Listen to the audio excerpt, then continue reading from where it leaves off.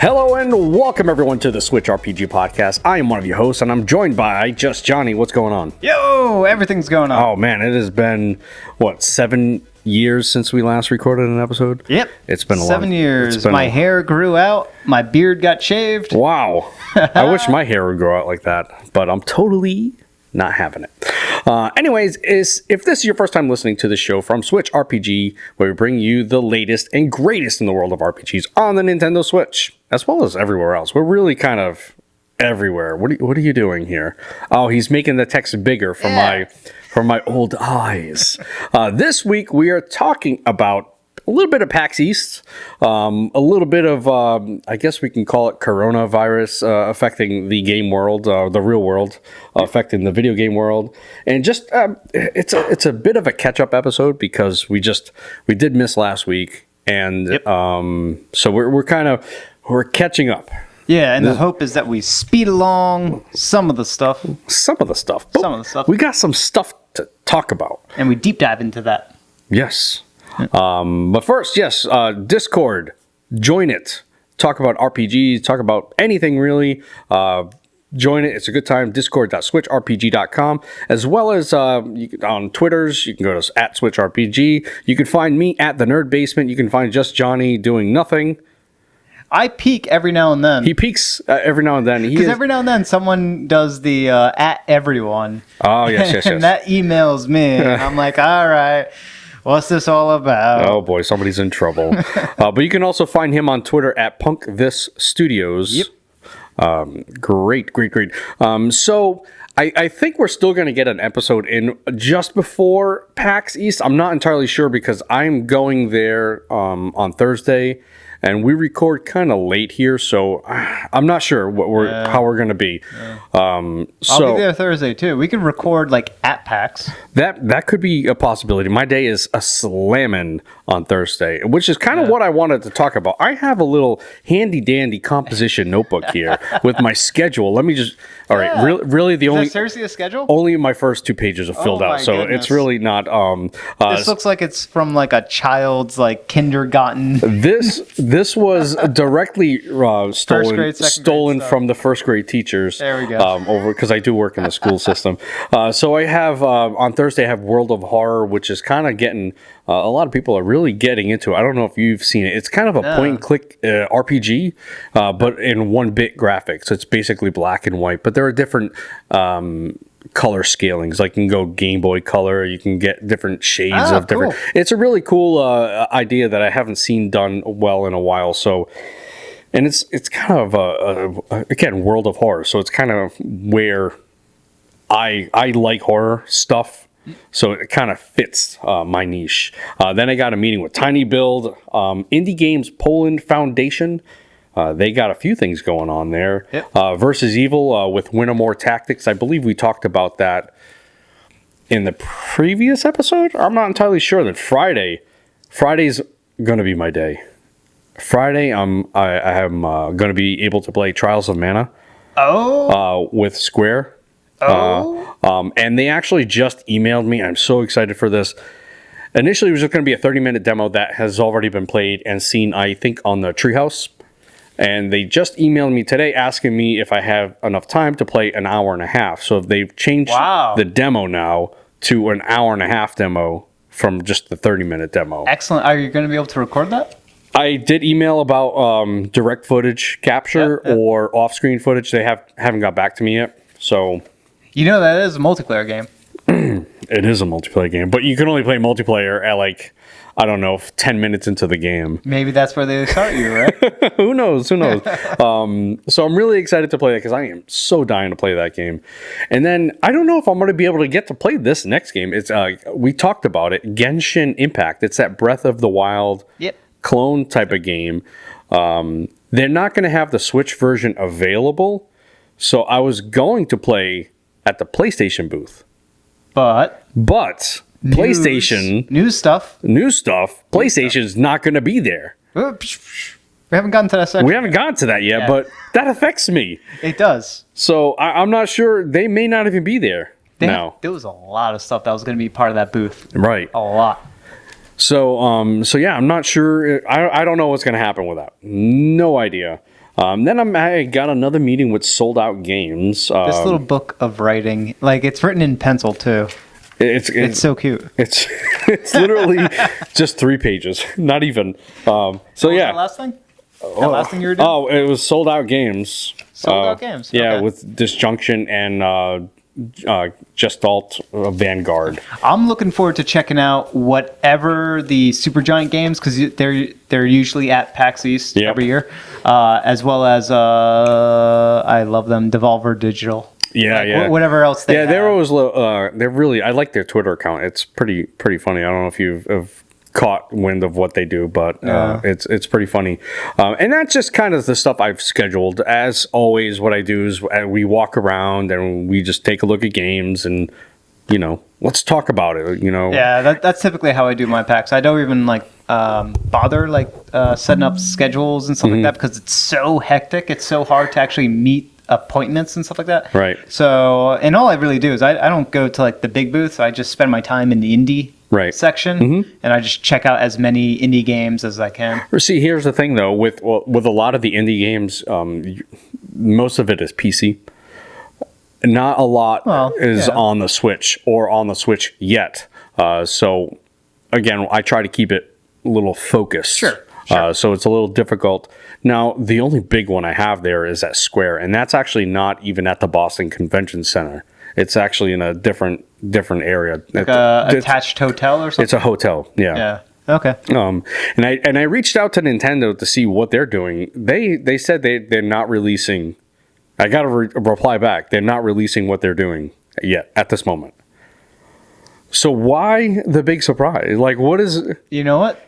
They might be combining. They might be pulling a mini E3 during PAX East.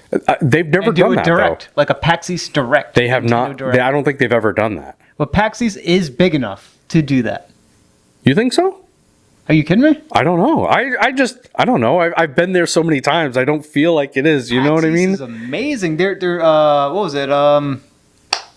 Not Bio. So that's what it'd be. Borderlands 3 got announced during PAX East. Right. It did get announced, and that presentation was botched. It was really bad. But that's a huge caliber game getting announced at PAX East. And they saved it for that event. And in saying that, Larian Studios is going to be showing more gameplay of Baldur's Gate 3 at PAX East. So they're having a Q&A session of Baldur's Gate 3 there. Ooh, I'm already there. I was able to get I have a contact. What do you mean you're already there? It's not Switch, man. How are you there? No, it's not Switch. Oh, you're right. It's PC. But this is Larian Studios. You're poo-pooing on all the indie PC devs. All of a sudden, Larian comes in with their Baldur's Gate, never released ever. You mean the knight in shining armor? Yeah. Yes. Okay. Yes, I'm going to see them. All right, that's my free time. All right, I get some free time. All right, I'm working here. Yeah, but you're there in order to pitch to them the idea of bringing it. I'm going to talk to Sven, the CEO of Larian, which I did at E3, and I told him, hey, listen, we want this on the Switch. Get Divinity Original Sin on the Switch. He said, we'll see what we can do. A month later, bingo bango. This is why it happened. You guys got me to thank for that. Yeah. So yeah, I'm also going to see Baldur's Gate 3. I'm really kind of excited about that. Just casually going to see it. Casually. Just a little casually. So yeah, what are you doing at PAX East?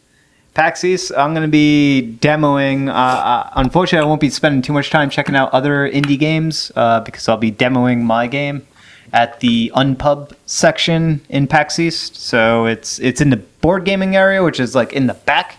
And there's a booth section over there. It's not too big, or at least last year it wasn't that big. There was 6 tables last year. And one of those tables I'll be at pretty much, I have full reservations back-to-back Thursday through Sunday at that table. And if I am not at that table, I'll be right across from it at just a random free play table my game. I'm going to be demoing my game as much as possible. There'll be French fries all over your table and just ketchup everywhere. Yeah.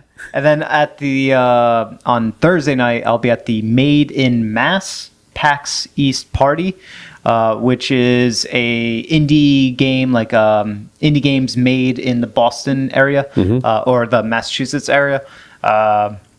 It's a specific sort of PAX East side event.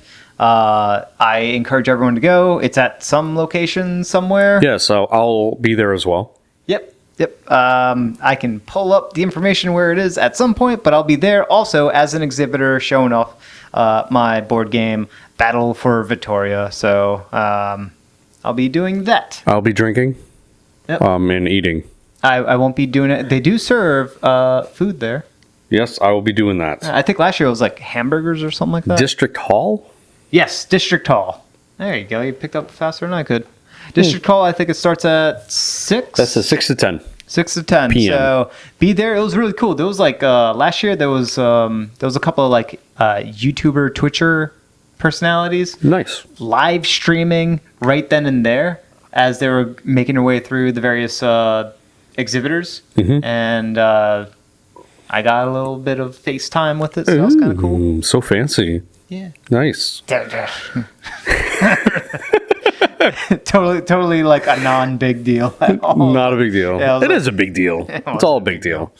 So that's our PAX East adventures. Look for it on YouTube for certain, as well as I believe Evan from our from Switchrpg will also be there. So he'll be putting a few articles out. I will try to put a few articles out. I am not so handy with the words, so I am more the voice in the face.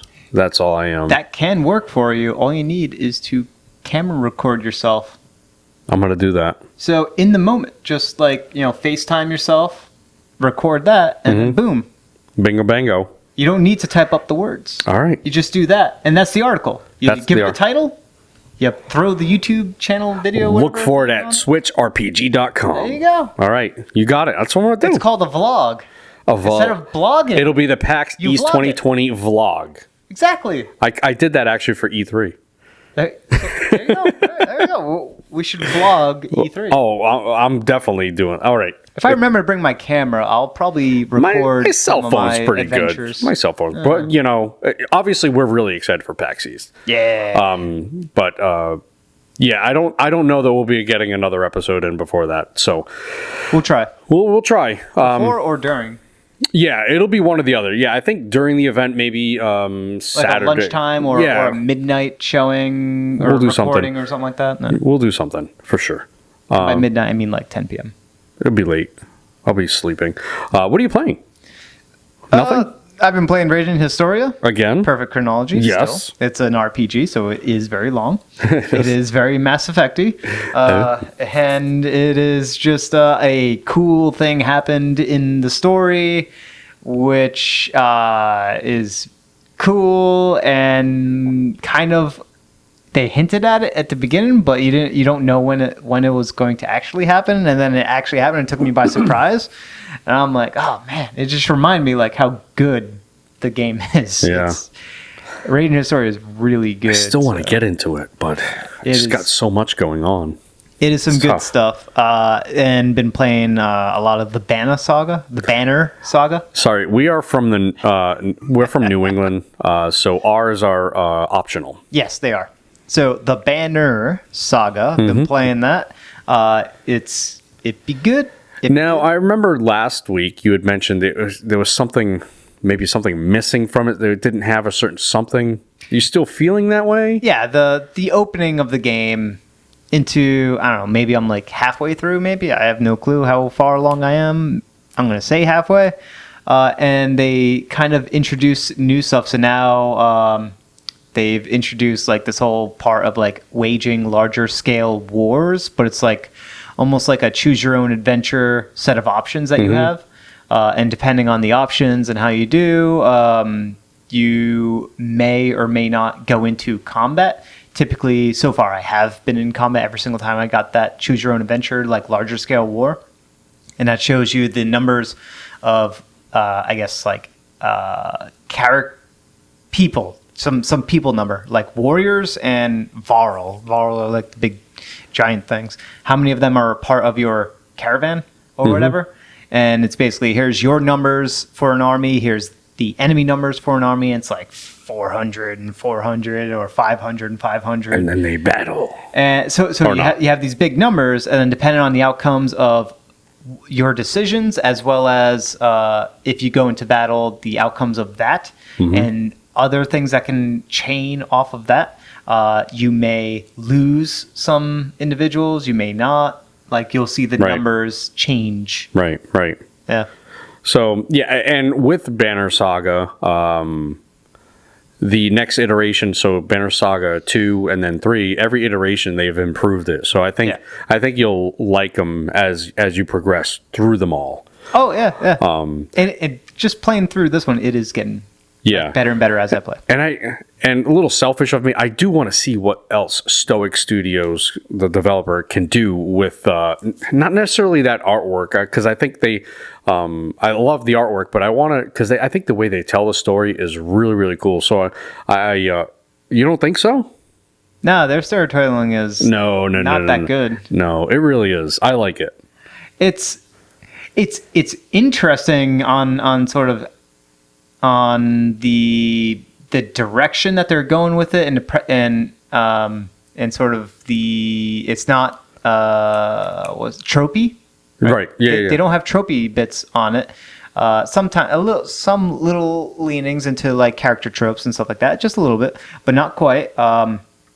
And a lot of that has to do with the Varl themselves being like a very different from humans, and they consider the perspective of the Varl, because the Varl live to be hundreds. I don't know how long they live, but apparently like hundreds of years old, like very, very, very, very old. Not just 100, like multiple hundreds of years. They typically only like die because of combat. Right. So there's that part of it, which is pretty cool. So you get the things that they say and the actions that they do and the decisions that they make and how they interact with one another is based on that perspective of this longer lived big giant race. So yeah.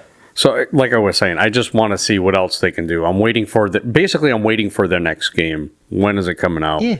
What are you guys waiting for? That sort of thing. Yeah. And hopefully maybe things were very polished by the time they got the Banner Saga 3. I don't know yet. I will get there eventually. And we'll let you know. Yeah. It'll certainly, I'll beat the game before they release the next game. You think so? Yeah, definitely. They've been doing nothing for a while, or they've been quiet for a while. 3 came out last year or the year before? They've been quiet for a while. They have been quiet. Takes a lot of time to make that sweet art. I guess so. Yeah. And they did an AMA with us. They were probably one of the first ones too. They were really cool. Yeah. Nice. German, right? I don't know. I don't even remember. Scandinavian of some sort? Something like that. Because clearly they got like Nordic influence. Nordic. Right. I mean, Banner Saga. Yeah. And I've been playing Luigi's Mansion 3. I beat that game. What are you waiting for? I just got the Guigi. Oh, the Guigi. I got the Guigi, so hey, co-op that game. Hopefully I'll be co-oping that with, it is definitely a lot easier co-op. Yep. When you have to manage Guigi and Luigi, it's a little tough, just that management, but it's really a lot better with someone else managing Guigi. Yeah. So. And as like non-video gamey stuff, I've been playing Pathfinder and been playing my board game Battle for Vittoria, getting it tested. And right, because you're really trying to get things a little fine-tuned. Yeah, fine-tuned, like really fine-tuned. There's no RNG in the game, so if something's imbalanced, it'll stand out potentially. Okay. But yeah, more. So you've been doing Pathfinder as spit polish. Oh, that's gross. You shouldn't have said that. Maybe like, I don't know, something else polish. Anyway, my spit is all over that game. It's just everywhere. Oh, that's just the way you want to sell a game. Yeah. Pathfinder. I've been doing a lot of Pathfinder too. Yeah. What I found really upsetting is you only play once a month. How does anyone even do that? Well, it would happen more if I had more time, or if the DM had more time. It's tough. It's actually kind of comfortable. I like once every 2 weeks. I think that's probably a good ideal amount. I would be totally down for once a week, but that would be a little bit excessive. No way. But I would be down with it. Yeah. If the campaign was good. Okay. Once every 2 weeks, I think is fine. But once a week, the campaign has to be like the DM has to be really good if I have to do it once every week. I think the DM we have is pretty good. So once a week is working. It's working good. And I haven't played in a campaign in so many years. Typically, I'm DMing my own stuff, and yeah, it's just been forever since the last campaign I did only went 2 sessions. Wow. And that was like 3 years ago. So it's been a long time. And before that, I was running my own game. And that was like a 3-year long campaign that actually didn't end. We could have kept going. I just gave up. 3 years is a long time. We've been doing this current camp. We've been playing for years, but this current campaign is probably about 3-4 months right now, maybe 5 months. So, but we've been playing for a while. So yeah, what I've been playing, thanks for asking, is Divinity Original Sin 2. Surprise. Still playing Thronebreaker, but a new game I got, Darksiders Genesis. How is that? I am enjoying it. How well does it perform on Switch? It performs fine. I have 0 issues with performance. I like the weightiness of Strife. I think he's a good addition to this. They've also maintained a lot of what Darksiders is: the traversal, the elevations, in the platforming. Yeah, they've kept that. But it's like scripted platforming until you get to the dungeons. All of them are like that. All of them are scripted platforms. Well, some of the dungeons in the first and second one had like platforming that wasn't linear. Right. I don't know. I think the sandbox kind of platform or sandbox kind of dungeony type of deal in Darksiders is few and far between. Most of it's kind of it's kind of scripted. All right, you're going here now, and then you're going here for the cinematic view, and like all of that still. It's whatever that is also in Darksiders Genesis. Yeah, it's still Darksiders in general is still a pretty linear experience. It's like a very linear Zelda. It's like a Skyward Sword Zelda. Right. I mean, it's got the same. People were saying it's like a Diablo-esque Darkside game. This one, Genesis. Right. Yeah. Other than the isometric point of view, it is not like a Diablo game at all. It's like a Darksiders game. It's like very much like a Darksiders game with an isometric view, and that's it. There's no other Diablo tonality in this at all. But what about Darksiders 3? I've never played 3. All right. I played 2, up to 2. Because 3, they kind of made it feel a little bit more like Souls. Okay, yeah, I wouldn't know. I didn't play that. But the comparisons to Diablo are really wrong. Well, hold on. Darksiders 2 had a lot of comparisons to Diablo. I'm talking Darksiders Genesis. I'm talking Darksiders Genesis. Well, that's what I'm saying. Does this one have the loot system of Darksiders 2? No, it's very generic in that aspect, I think. So no like random loot drops from killed enemies or anything like that? Oh, okay. Nope. All right. No, nothing like that. The map navigation is terrible. It's like you look at a map. Terrible. It is awful. It is one of the worst maps I've ever seen. So you pull up the map and essentially, you can see specific regions, and then the region you're in blinks. But it doesn't tell you where you are in that region. Yep. So you're just kind of going off the terrain and where you kind of are to figure out where, because it shows you where chests are and items are. And so you're just trying to gauge it on that. It is really, really, and there's no HUD, so you can't really see, like there's no mini-map HUD. So you really can't, you have to keep opening the map and figure out where you are. It's really, it's bad, that map feature. But the combat's cool. Like the kill animations are really cool. I haven't really gotten that many new weapons or a lot of skills quite yet. I think I'm only about 5 to 7 hours in, so I'm really not that far in. And I'm sure there's a lot more to be had, but from what I've played, it's definitely not a Diablo-like game at all, and it's more like a Darksiders game, whatever that means. So I've been playing that. And that is pretty much it. Yeah. That's pretty good. You added something to your list. I always do, Johnny. You always do. I always do. Right. So you should probably subtract something from your list. I don't know. That DOS 2? Yeah, maybe that DOS 2. I gotta finish that game for the YouTube, man. I gotta finish that game again. So this coronavirus, this thing that's going on in China, is not only affecting people in the real world. Obviously, there's a lot of people have been affected by this, but it's affecting us in the video game world as well.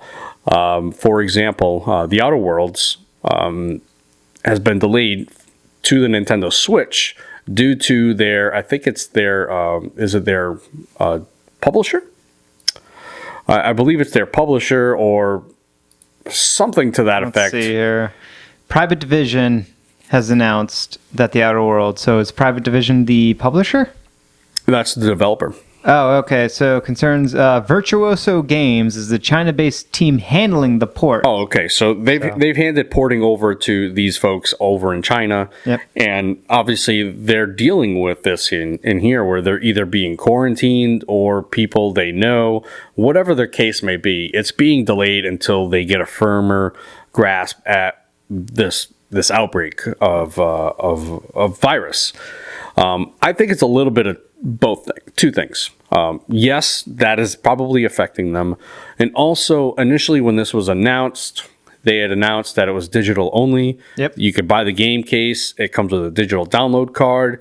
And they received a lot of kind of flack for that. As they should. Right, as they should. Especially when you buy a physical thing, right. They should get the physical thing. Right. So especially when you have like The Witcher, for example, that's on, it's probably on a bigger, the biggest card that the Nintendo Switch has. Maybe they got some help from Nintendo, who knows? But this is a game that people would expect could fit on something similar to that. Absolutely could. So I think there's a couple of things going on with that. Yeah, I think this could, and I'm not saying it isn't, but this could be an instance where they're leveraging the coronavirus as a slight excuse.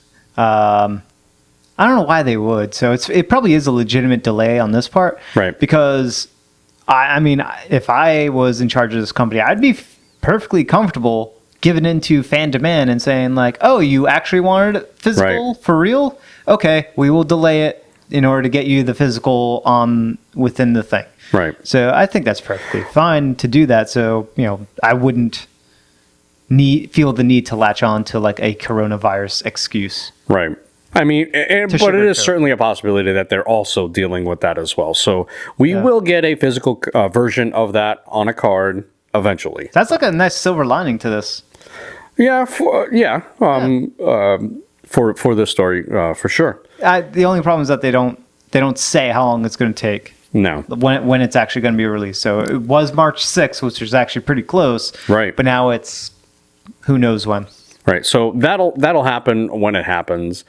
Other things that the coronavirus is affecting or set to be affecting is Sony backing out of PAX East. Yeah, that's a big one. And that's a real big one. This happened today, actually. Yeah. We're recording this on Wednesday the 19th.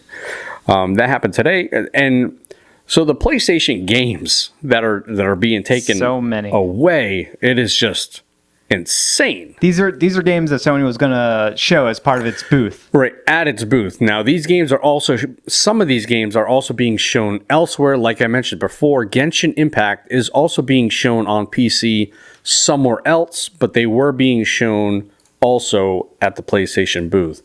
So some games below... Below? Why would they show that again? Again? That game released last year. That game... a year... Over last year. Are you sure about that? Yeah, I think it was like December of 2018. Below, funny, not a really funny story, but Below was showcased the first PAX I ever went to like 10 years ago. Yeah. and it just took forever. I mean, I think they had some issues as well, but it just took forever to get out here. Well, you know what?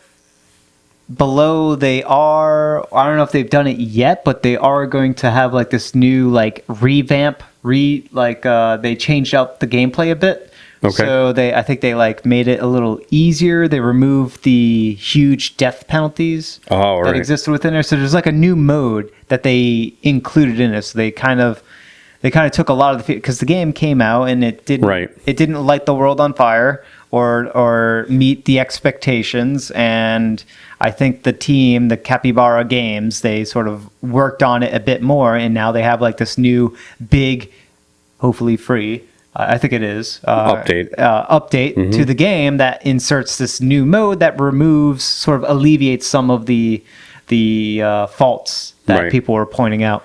Now, so that's probably why they're re-showing it. Again, like we've mentioned with Private Division and the Outer Worlds, they're stating that coronavirus is the reason for it, and I don't doubt them. I think that could be a reason because they have games coming in from all over the place. But that's the thing. They have games coming from all over the place. They don't have one single game that they're showcasing. And I feel like PlayStation is getting the idea that these events are expensive and they're not worth their time. So they're backing out, just as they're doing with E3. Again, these putting on... Second year in a row. Yeah, second year in a row. These things are expensive for them. It's not worth it. If they're going to do this, they need to be more consistent with their PlayStation... what is their Nintendo Direct equivalent? Whatever that is. State of Play. State of Play, yes. State of Play. They need to be more consistent in showing things off that way, I think. I honestly do think this is another coronavirus thing. So you feel like this is definitely more of a coronavirus? Yeah, an overreaction. I think it's an overreaction, a complete overreaction. But I actually do think, because... they wouldn't, in their right mind, cancel this close to the event. Right. We're less than 2 weeks away from PAX East, and they canceled. So there's no way any company in their right mind would do that because they already put in the money. They already reserved the booth space area. They had to have done the delivery of most... Stuff is probably there. Yeah, stuff is probably there for setting up the staging and all that for the booth. Their booth... with this many games is certainly not small. Imagine how many monitors you'd have and consoles you'd have just for one per game. They have, this list is like 30 games long. It's huge. Right. And to have just one monitor, one console for each of these games, never mind multiples. They have multiples, yeah. Right? They're probably going to have like 5 to 10 just for Doom. Right, depending on the game, right? Yeah. Yeah. But like as I was saying, the only standout that people would probably be clamoring for would be Final Fantasy VII. But I think Square is going to be handling that anyway. Yeah.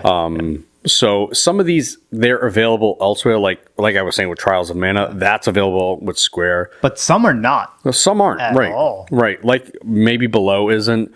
Cloudpoint might have their own type of thing. Below might back out. So...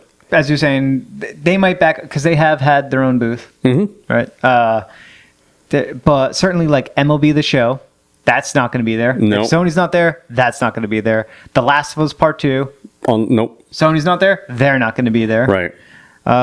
Persona 5, they're not going to be there. Anything... Does Atlas? I don't think Atlas has their own booth at PAX East. I don't think I've ever seen. They have had their own booth, okay. But I don't think they have one this year. Yeah. Trials of Mana will definitely be there. That might even be available at the Nintendo area, because they haven't said what's going to be there. Neo 2. Yeah, anything is Sony not going to be there. Right, anything Sony exclusive is just out the window. But yeah, Marvel Iron Man VR, that's definitely not going to be there. Is it more coronavirus, or is it just Sony? Also. I don't think it's a cheap thing because they definitely lost a lot of money on backing out. Yeah. They probably got some degree of refund, but yeah, this is and certainly they didn't spend all the money of actually staffing, setting up. So there's still even more money. Even if they didn't get any refund whatsoever, they still saved money. Certainly they still saved money by not being there, but they certainly lost some degree of money. At the very least, planning, setting up this lineup. Oh yeah, a lot of man hours lost. Yeah. In the planning, but there's going to be a big gaping hole on the convention center floor. This is definitely going to show up somewhere as a fairly big expense for Sony on some spreadsheet somewhere for tax season. Yikes. Somewhere. Yeah. So again, moving on with coronavirus news. This is the last bit of it here. Oh, wait. This Sony thing, like, this is going to, like, the PAX people must be, like, wondering what's going to fill this big, giant box area. They did mention it on their Twitter. Like, what are they going to fill with that? Now it's got to be something. Sony's not there. That's a huge square footage area. I think it's almost just as big as the Nintendo area. I'd have to look for the specific tweet, and if I was a better, but they did mention it. Okay, if I was a better host, I would have already prepared for that, but I didn't. No, that's fine. I'm sorry, because that does make me wonder, like, what is going to be there in its place? Is it just going to be empty space, which would be great because PAX East is pretty small. But this is also as soon as you walk in. Yeah, that's where they were. That's where they was right. That's where they was going to be. Yeah. Anyway, I can't find it. All right, but there is one other coronavirus thing that we should discuss, and this one comes really, really close to home because Bloomberg, according to Bloomberg, Nintendo Switch likely to suffer global shortages as soon as April because of, take a wild guess, coronavirus stuff. Right, everything is made there, or manufactured. Everything's kind of put together there, manufactured there, so... Or at least some parts, right? You have so many different parts that make up an entire Switch. Mm-hmm. Something is probably made somewhere in China that's going to be affected by this. Because each of these parts, if it isn't assembled in China, assembled elsewhere, a single part may be made in a particularly affected area of China or what have you. What they say within the Bloomberg report is they're kind of blaming more so the boats and shipping system of China being impacted by this, which, once again, I would kind of agree with. Right. Exactly. So here's what PAX had to say. For those wondering what will become of the space Sony was occupying, PAX has stated that they will be updating the Expo Hall map at the end of this week, early next week, and expect the space to just be filled in with slightly more walking space. Other existing booths / other existing booths. So they might maybe just move things around. Likely no new exhibitors. So if you're wondering, is Bethesda going to show up? Is somebody going to show up? It's unlikely. Yeah. And Bethesda has no reason to show up. That's for sure. Anyways, that is our coronavirus news bulletin. Yep. Moving on. Wash your hands. Yes, wash your hands. It's just a mess out there. You always want to wash your hands, right? No? Yeah, no? Okay. Anyway, The Witcher got an update 3.6, and this is a substantial upgrade. Yeah. Update. A graphical quality update. That now, if you can, pause this podcast, stop what you're doing, watch a video on the before and after type of thing, and you will certainly see a different, even some still frame type of stuff. You'll be able to see the difference in graphical quality. So they've added anti-aliasing. They've added what else did they add? They've always had the motion blur. Yeah, so they got some. I thought they already had bloom. I guess they adjusted bloom or made some graphical. These are toggleable elements. Yes. So that's what they added. So to some of you these. can change it to your liking. Yeah, so you can enhance the bloom effects. You can enhance the sharpening. I think what that probably is just removing the anti-aliasing. Depth of field, you can control that. Depth of field for cutscenes, chromatic aberration, water quality, foliage visibility range. That's a pretty important one. That'll probably give a lot of CPU or not CPU cycles. Actually, it actually would give both CPU and GPU cycles back. And anti-aliasing is separate from sharpen. So sharpen some other setting. And then they've got like a bunch of other stuff. So they gave you some bells and whistles toggleables, which is pretty cool. Right. It is very cool. So they definitely put some work into this. And not only that, they've also added PC cross save. Yeah. Between Steam and GOG if you have that as well. So there is some cross save capability. The other consoles don't even have that. PlayStation doesn't have it. Xbox doesn't have it. Really? Right. Wow. So we has it. We definitely has it. Yeah, there were some stability patches. It is, if you're playing The Witcher and you haven't noticed any differences, I don't know. Wow, look at that. Yeah, it's like 20% higher on the frame rate. It's stable. They leveled it off at 30 frames. So as I was saying, if you're playing The Witcher and you got this patch in, you're golden. If you're waiting for whatever reason about The Witcher, you thought it looked ugly, whatever, this is now the reason you should get it. If you thought it didn't look right, it just runs better.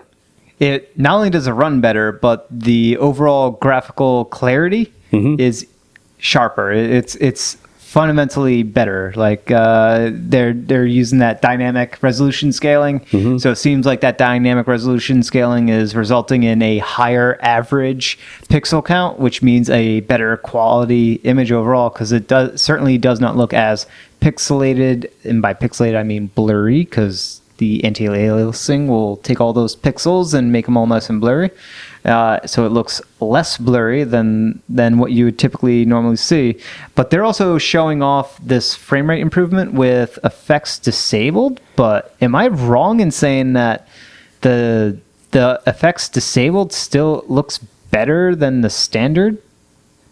Well, I think the standard was showing kind of before type of stuff. All right, here's default, and here's disabled. Look, disabled looks better. Look, all effects disabled. Right, but that's with the new patch. Yeah. This is without the patch. Yeah. That's what I'm saying. Like, yeah. Default. No, wait. I think they're both on the patch. I think. Oh, what it's showing? Okay, the video is showing default settings. Yeah. Default settings by and default. then everything kind of disabled. And the image is clearly sharper. You get a better quality. Everything disabled. It's rendered at higher resolution. I think the reason why is that you have disabled all the extra effects, and by doing that, the post-processing, you freed up a lot of CPU, GPU cycles, which mostly GPU, which allows the graphical processor to sort of, instead of dynamically scaling a lower rendered image to maintain a stable frame rate, it's rendering a higher quality image because it has a little bit more overhead to work with. And you can clearly see it. I mean, just look at the lines on this building over here. Right. Even the depth of field, like you can see through a tunnel, you can see way back. Yeah, it's a little crisper. It's like with blurry, everything disabled. not blurry, or less blurry. Less blurry. With me, everything's blurry. So. Yeah, it's definitely less blurry. So it is a very substantial upgrade. Yeah. And I don't even see what effects are missing. That's the big thing. Like, I have no clue. You can see some pop in, but I mean, that's normal for a lot of games. Bother. Yeah. The pop-in doesn't affect me unless as soon as I walk into, if I walk into a tree or something for unknown reason. Anyway, so yeah, The Witcher 3 Wild Hunt Update 3.6. Get into it. If you weren't into it because you thought it might look ugly or whatever, it does not anymore. It looks fantastic. Yeah, it looks good. Next on the list, we have, on March 31st, we have Operencia, The Stolen Sun, releasing on all major consoles except for Xbox. Nobody releases games on the Xbox anymore, apparently. Operencia: The Stolen Sun is a first-person dungeon crawler. Developer is this is old school style. Yes, very old school style. Is Zen Studios. You might recognize Zen Studios as the Pinball Wizards. They Yep, they when I met with them at E3, they showed this off on the Switch. This looks good. Yeah, it looks cool. And you're right, it is definitely the old school first person style with the combat and everything. There's a really cool game. that I've been playing. I haven't beat it yet, and they came out with a part 2 of it, which I haven't tried, but because I haven't beaten the first one yet. But it was that very old school dungeon crawler, sort of you're moving in a grid, chunk at a time, but it's in first person. But you represent multiple characters in one single first person view. It's a little weird, but it's very cool. It's usually very puzzly, and the big thing about those games is that they test your memorization skills. That's pretty much what the entire games are about. The puzzles are like they're like memory puzzles to a certain So you degree. should have like a notebook on the side. Almost, yeah. It's almost to a fault for those games. The combat's like fairly basic and simplistic, but I kind of grew up with some of those games, Right. So it's kind of I enjoy them. And this looks like that, but it looks like they're doing some interesting stuff because the combat. It's a little more cinematic, except for the combat, but Yeah, the combat definitely looks more interesting because there are like rows going on here. Yeah. Multiple rows that the enemies can stand in. So there's probably some positional stuff they have to be wary of. And yeah, so. And I think it's the same sort of way where you yourself are multiple characters in a first person sort of view. And it is coming out to the Xbox. I apologize, Xbox peoples. You will also get to experience Operencia. And it's got on average, or at least what they're advertising as their average of a great score. Yeah, a pretty good score. So yeah, Operencia by Zen Studios, March 31st. Moving on, we have Arafel, the Enhanced Edition, announced for PlayStation 4, Xbox, Switch, PC, iOS, and Android. This game is going to be on everything. So in saying that, what do you think about Arafel? I don't know yet. I reached out, and maybe I'll get a key, and I'll be able to talk more about it. But what I saw made me interested enough to actually reach out. Typically, I don't reach out. If I look at a game and it doesn't seem like it's, I'll find it interesting. I won't ask for anything. But this one does look interesting. The artwork, it looks like Super Nintendo graphics, which is great. They pulled it off pretty well on the sprite graphics. The characters are moving in that very traditional grid-based system. Let's see if they show. I'm looking at the trailer right now. They're crawling. Now, you're literally crawling in a dungeon. In this enhanced edition, there are different enhanced features, I guess you could call it. It is tactical combat. It is character-driven. It's an open world, which is... for an RPG Maker type of game is really kind of interesting to have an open world, or even in a turn-based JRPG to have an open world like this. Well, look at this combat menu here. You have some very basic stuff, and then that very last one. What is that? What does that say? Story mode? Story mode. I'm guessing that's just, all right, we don't want to fight. We just want the story. Okay, so it's a get me out of combat? Get me out of combat. I just want the story, please. Okay. I'm guessing that's what that is. That's a little disappointing. I don't know. Maybe that's what it is. I don't know. Why would you ever want to have a wait option? Maybe there's a benefit to having over defend? I don't know. They have defend, and then you can wait. Escape, I get. That makes sense to me, but wait? When you have defend is waiting. Or maybe you can defer. But better. Maybe wait is like a deferring of a turn. Maybe there's some I don't know. Some initiative stuff. You get the heads up on the next round. So you do have your turn order there. Maybe there's some benefit in waiting a turn. Oh, maybe, but seeing this very basic menu, my hopes have kind of. Oh God. Just a little bit. Just a little bit. Oh, you were such a something. What? Anyway, I am excited for this game. I'm excited. And you're excited for this game. Yeah. The artwork looks cool. The sprites look like some of the monsters look really interesting. Yeah. I think we're in for a good one. And they're also Stegosoft is also making another game called Rise of the Third Power. It Stegosaurus? Not Stegosaurus. Stegosoft. Stegosoft. Yeah, they're making a game after this one, so potentially this one is kind of helping that one out, called Rise of the Third Power. And Rise of the Third Power is exactly what you think. It's kind of like your world domination type of story. So it's really kind of... I read into it, actually. I was going to do some sort of spotlight series on Rise of the Third Power, but he got very busy into working with this enhanced edition, so he couldn't really sit down with me and talk about Rise of the Third Power. Yeah. And I feel like Rise of the Third Power is a little ways away now. I can imagine. It looks like they did a really good job defining this world. Right, because I think this was based off of an older RPG maker, and he had to really bring everything and update everything and all new tile sets and make new tile sets. So there was a lot involved in making this. So I am really interested in what he's got to offer here. Yeah, that's looking good. So open world, tactical combat, character-driven, exploration. Yes, all the things we want. That's like my perfect RPG, just to have all those things done well, you know? It's the checklist, but you got to make sure you land down the checklist. That's definitely a checklist. Yeah. All right, moving on again. Platinum Games teases a major announcement set for February 27th. What are they giving us? Wonderful. Are they going to give us another Kickstarter project? Number 2 of the Platinum 4. That's what it's going to be. Maybe number 2 and number 3. I don't know. What is that? What do they got to offer us? All right. So the 27th is the Thursday of PAX, right? Yeah. I think that is Nintendo Direct Day. Okay. I would love that. Right? Because Thursday of this week, right, tomorrow, there's a Direct. Right. There's an Animal Crossing game-specific Direct.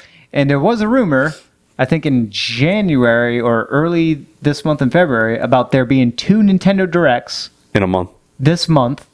Right. One being Animal Crossing, which is true, and the other one being a more official regular one. Right. So, this landing at the end of the month on the 27th, and the potential for Nintendo... Maybe this coincides with a Nintendo Direct. Maybe. What you think they'll be showing us something new? Something old? If they show something, it would probably be Bayonetta.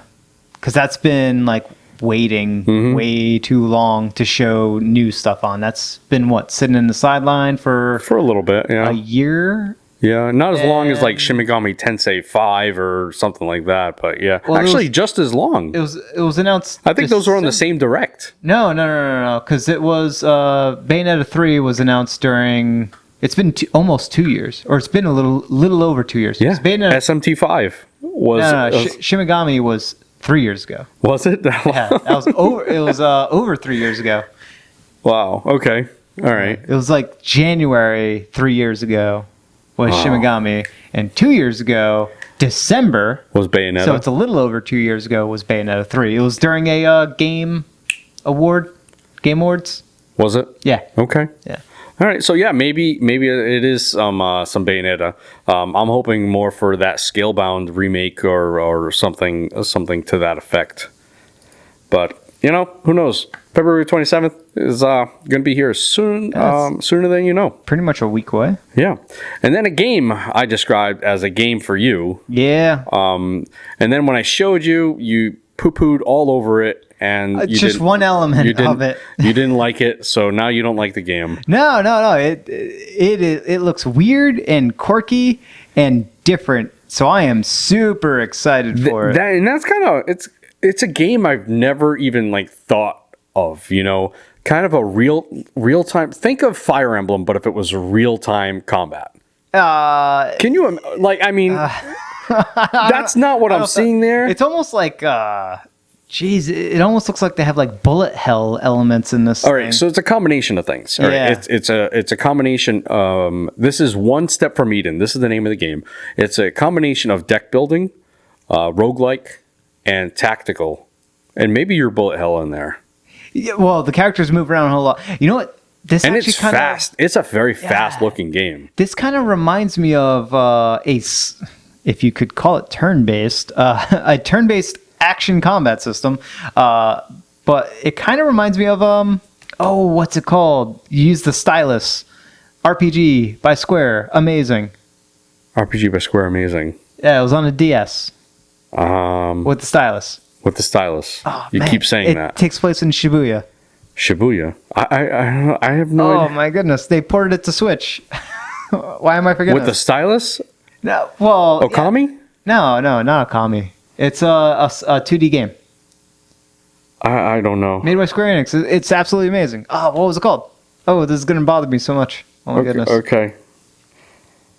Yeah, I honestly, I have zero clue what he's talking about, but that's what it reminds you of. All right. Well, I mean, there's a lot of frenetic action there. Yeah, it kind of has your bullet hell type of action, but you got it. No, I don't have No? it yet. All right. I'm looking for it. But definitely keep an eye on this. One step ahead. It just looks really different, and that's kind of what I liked about it, and that's what I thought you would like about it. But you just hate it. You hate the game. You hate the. I am super excited for it. It actually looks good. But it reminds me of a game that you can't even think of. That's great. That's great. Shibuya. I don't know. The world ends with you. There we go. Oh Okay. my goodness. Jeez. There we go. So the world ends with you. Did you ever play this game? No, I'd never played that game. Oh, wow. This is probably, if I had to pick a favorite Square Enix game that isn't Mario RPG or Chrono Trigger, it would probably be this. Because this game was absolutely phenomenal. Absolutely phenomenal. Okay. All right. And here, let me just show you the combat of it, and that way you can kind of. It's still very different. It doesn't have the grid, but like the fast intensity of it. Gotcha. Yeah. And instead of cards, you had badges in this game. Badges. We don't need no stinking badges. I gotcha. So yeah, I mean a little bit of that I could see. And bear in mind, a lot of this is a lot of like swiping and move around. It's very fast because you have to control all of this with your stylus. So it looks like One Step Ahead is One Step Ahead, and they've added kind of the deck building type of stuff. And also, they looked like it was one side versus another side, whereas this one you kind of got a 3D space to fight in. The world ends with you. They added a grid on the other game, whereas the world ends with you. It's a bit more free roaming. 2D, almost like a beat 'em up environment. Right. You do have a party member. That's your party member over there doing stuff, and also the badges that you have. These are your abilities. It's sort of like your loadout. Okay. And you can change your loadout. Depending on the play style, you would just click on those when you want to use them. I forget. It's been a while since I've played the game, but some of them would activate automatically, and some of them would activate by tapping on them. Some of them would activate depending on the nature, like a certain swipe of the stylus, certain direction. If you like circle an enemy or whatever, like certain things would cause certain abilities to activate. So different ways of how you control the game would affect the combat. So it was a very awesome game, very cool, and they had like this whole like clothing thing. I don't know why I'm talking about this game. This game's awesome though. Anyway, yeah, One Step Ahead. Take a look at it. I think it's, if you're looking for something really different, I think that's kind of it. That's really what you wanna look into. One Step Ahead. Anyways, kind of really quick here. Marvel Ultimate Alliance 3 DLC pack launches March 26th, and I think this is the Fantastic Four Cool. part of the things. They can't make any movies with the Fantastic Four. They're all terrible, but we get them in Marvel Ultimate Alliance. And they got Doctor Doom. Yeah, which is a character they cannot get right for whatever reason. Anyways. The character looks right in that little I'm talking about the Hollywood movie universe. Well, it's because it's Fox, right? Fox owns it. Yeah, Fox owns it. But they did a decent job with some X-Men movies. So, I mean, some. X2 is decent. Sure. Logan is probably one of my all-time favorite movies. I absolutely love Logan. But how many attempts did it take for them to get Logan right? Oh, right? Look at all the previous Wolverine movies. Yeah, it took them a long... Yeah, all the Wolverine standalones are bad. Yeah. But anyway, so yeah, look for that on March 26th. Animal Crossing? Tomorrow. What is this? 9 in the morning. 9 a.m. Eastern time. Yeah. So that's even earlier for people on the left coast. Basically, I'm gonna wake up and I'm gonna watch myself some good old Animal Crossing. Oh man, and it's a lengthy one too, 25 minutes roughly. Yeah. Now, do you think we'll get anything other than Animal Crossing? Maybe like Amiibo. If it's related, yeah. Okay. If it's related to Animal Crossing, we'll definitely get Smash Fighter. No, I don't know. I think we're beyond that point now, but and it would be like, you know what? I can see for Smash as a Spirit Board event. Okay. On the Spirit Board, I can definitely see them coincide it with that. All right. Maybe a Mii cosmetic, but I doubt that. Spirit Board, I can definitely see. Okay. So I think now with Amiibo, here's the thing with Amiibo. DLC. Mario Kart. Really? They already have an Animal Crossing level in Mario Kart. So they're going to have DLC, just a bunch of carts? Oh, a bunch of tracks? Character, I guess. Okay. All right. Not tracks, but... Maybe tracks. Free tracks. That might be too big of an update. Yeah. As a freebie, right? Right, as a freebie. Yeah. But with Amiibo, like, they just not recently, but when Toys R Us died, so did all the Animal Crossing Amiibo. So I don't think we'll get any more, unless it's really, really, like, I don't know, like, 25 substantial. Minutes. I don't know. But it is a very long time. That is a substantial direct. And people have been asking for it because, we don't know much about the game, blah, blah, blah, blah, blah. Do you remember the times going back in the day when a game came out and you knew like almost nothing about it? Yeah. And you would just by namesake, you're like, oh, right, Mortal Kombat, this is coming out or whatever. And you got it because of namesake. You didn't have all this stuff. Buyer beware sort of stuff. Back when I was a kid, I just picked up games because the box art looked cool. There you go. And the game could have been terrible. There was, what was it? Towards the tail end of the Super Nintendo, they were promoting the Super Effects chip. With Star Fox. With Star Fox and a couple of other games. I think Donkey Kong had it. In order to do the enhanced sprite artwork that was in there, because it was generated off of 3D objects, so it had like a higher quality fidelity to it instead of being a more traditional thing.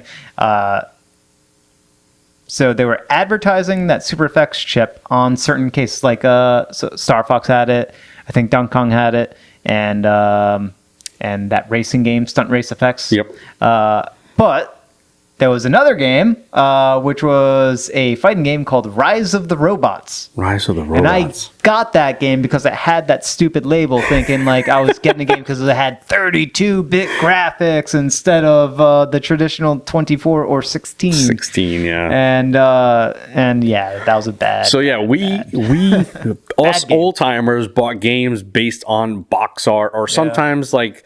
I had Nintendo Power, so sometimes Nintendo Power would have a small blurb about said game.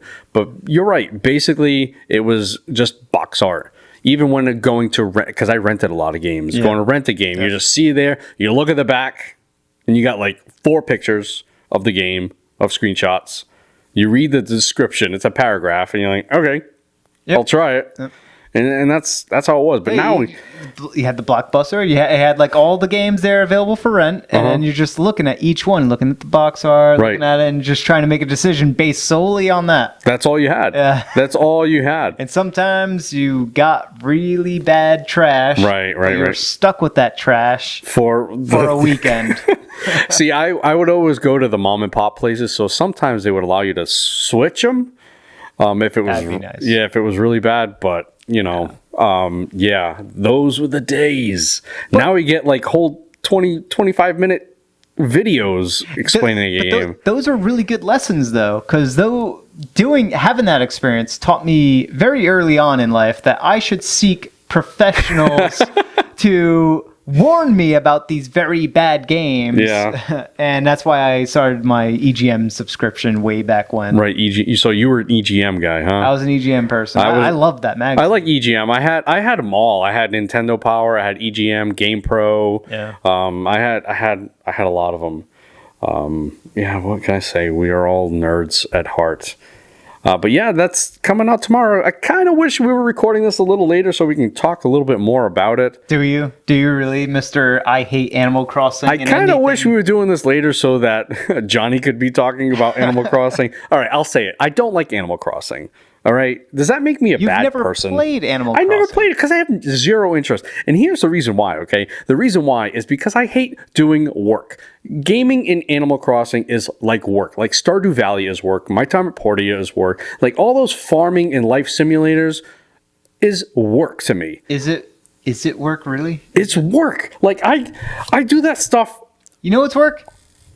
Divinity Original Sin 2. Get out of here. Get out of my talking to all those NPCs, that is work. Like, do I really need to talk to this individual? I don't want. I know I don't need to. I know that they're non-critical to the storyline, but there is a slight inkling that they might give me some clue that allows me to progress in the storyline. Listen, don't ever say that again. Okay.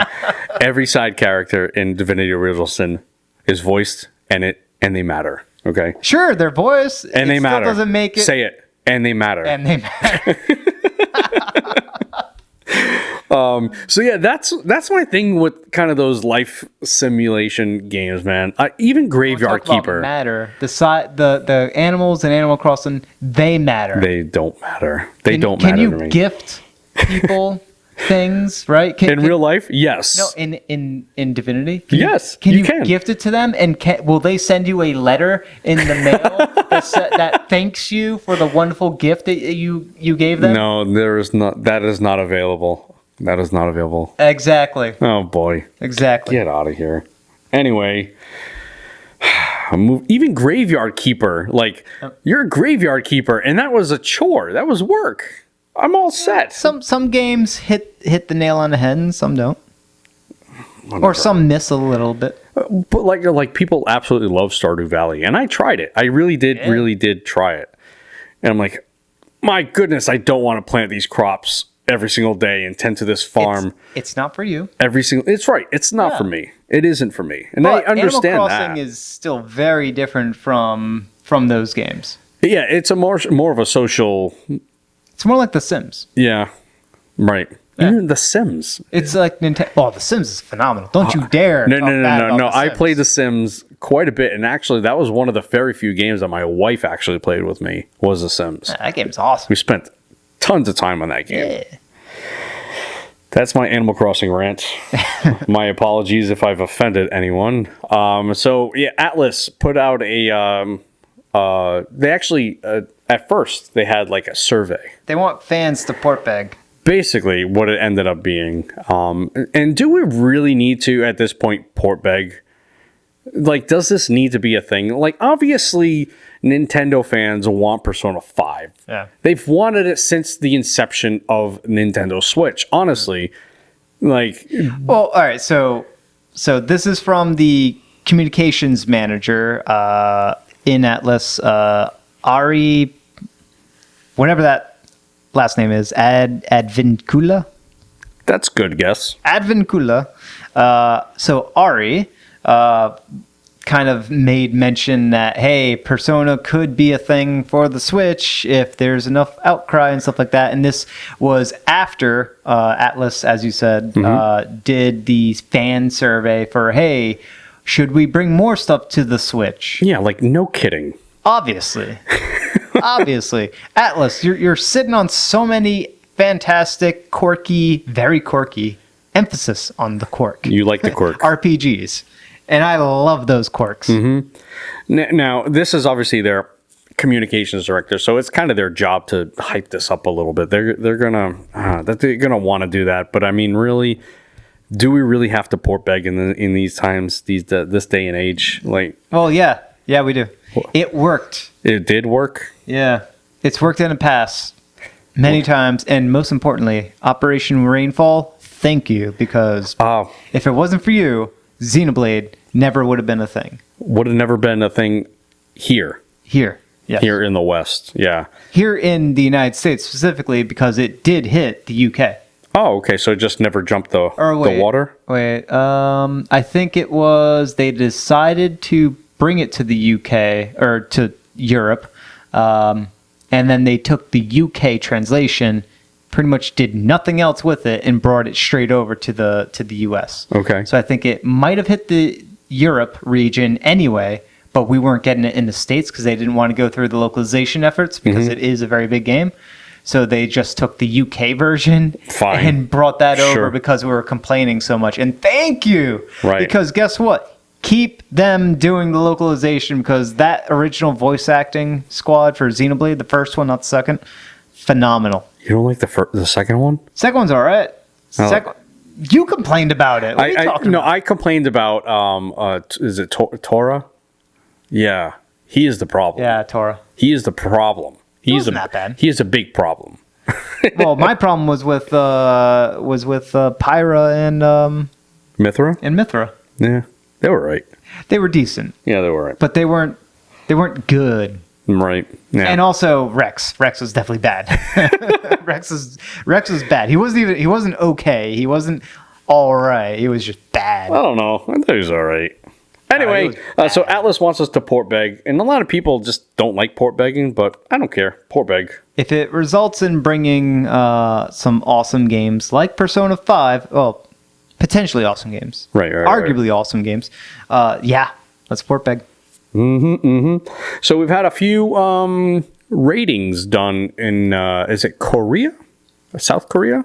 Where were these games rated? Oh, I believe it is South Korea. I think there were a couple of RPGs there. I'm going to try to find that country. Korea. It just says Korean ratings. Most likely South Korea. Yeah, most likely. Just saying. I thought there were actually 3 games, but we have here Catherine, Full Body, and XCOM 2. Yes. That's a pretty big name there. Yeah. So if this is indeed coming to the Switch... It's a cool thing because the 2K publisher is really jumping on board because they brought Civilization, right? Civilization is on Switch, Civ 6. And they probably brought some others I can't think of immediately. But yeah, XCOM 2. That's like one of the like everybody compares it. Strategy RPGs, tactical strategy right. RPGs. That gets everything's XCOM like this. Like it's just like that's the model. Well, yeah, the moment you have like combat with cover mechanics. So not just that. There's also doesn't XCOM have like a kind of a hub central? Yeah, it does have a big giant meta game to it where you have this base building thing. Right. You're managing sort of a bigger picture. Think of it like a corporation or an organization that has to do new research in order to discover like new armor upgrades, weapon upgrades for your soldiers that you then deploy into various parts of the world. And the various parts of the world that you're deploying onto, you have to sort of pick and choose because there's multiple things that can be going on, multiple bad assaults and stuff like that that's going on, and you have to sort of pick and choose which country you want to support or give your support to, or at least this was in the first XCOM game. I'm not sure, I haven't played the second one, but certainly the second one is going to be based heavily on the events that happened or the gameplay mechanics of the first one and then some. Right. So very fantastic stuff. If you ever played the Mario plus Rabbids Kingdom Battle. Yeah. That is XCOM. Right. But without more exploration base, more sort of in a level, continuing it further within that level. Whereas in XCOM, instead of continuing in a level after the battle's done, you go back to the mother base, your base of operations. And there are a few games out there that try to replicate that, never to XCOM's kind of standards. Well, the tactics games in general kind of follow that, but they don't do like this bigger meta game to it. Right. It's more so carrying your war party. Right, and that's kind of the thing. That's what makes XCOM, I think, is that meta game you're talking about. Yeah. But the other game I was thinking of, like I said, was Catherine, XCOM 2, and then BioShock was the other one.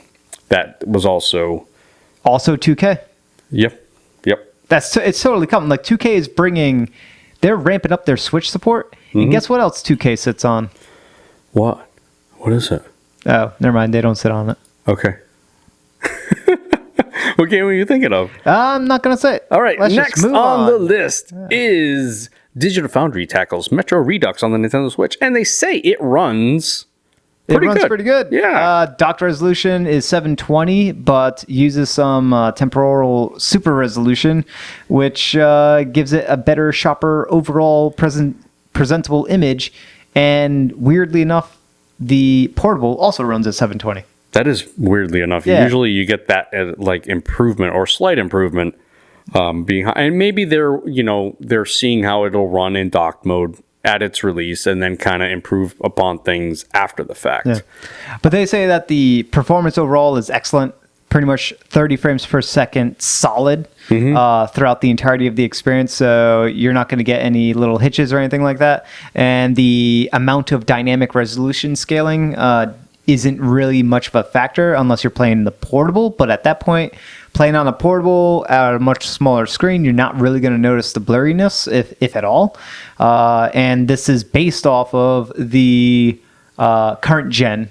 Right, so not the 360. It's not a port of the 360 I think it's games. 360 or that era. Yep, it's a port of the Redux, the actual Redux version that came to the Xbox One and PS4. So great. Overall, they said pretty solid. And by the way, Digital Foundry also did a graphical presentation. I know we talked about it, of The Witcher 3, the new patch. Right. So they do a show off between the differences between those two. They are kind of the go-to when you're looking for really kind of nerd talk, kind of deep diving into that type of information. Yeah. They are definitely the go-to. So another game coming to the Switch called Cloud Punk. And be ready, guys. Cyberpunk 2077, although it's been delayed, has opened up a can of worms with this cyberpunk theme. Yeah. I think we're going to see a lot of games kind of delve into this, which I'm fine with. I actually don't mind some cyberpunk stuff. Like some of the earlier stuff cyberpunk I played was Shadowrun. Unfortunately I only played the Super Nintendo version of Shadowrun. I guess apparently the Genesis one was better and totally different. But that's my early days of cyberpunk.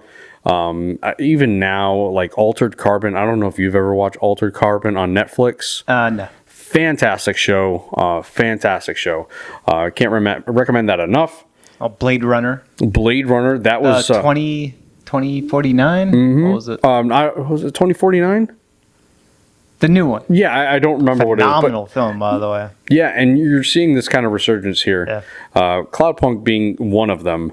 Now, Cloudpunk is said to be sort of like an open world. I believe that's what they say.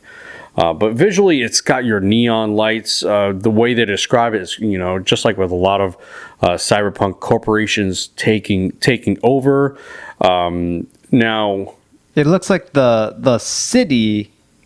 It's almost like BioShock Infinite, where the city is in the clouds. But I don't know if it's an instance where the buildings are they're actually built from the ground and they are so tall that they built a city.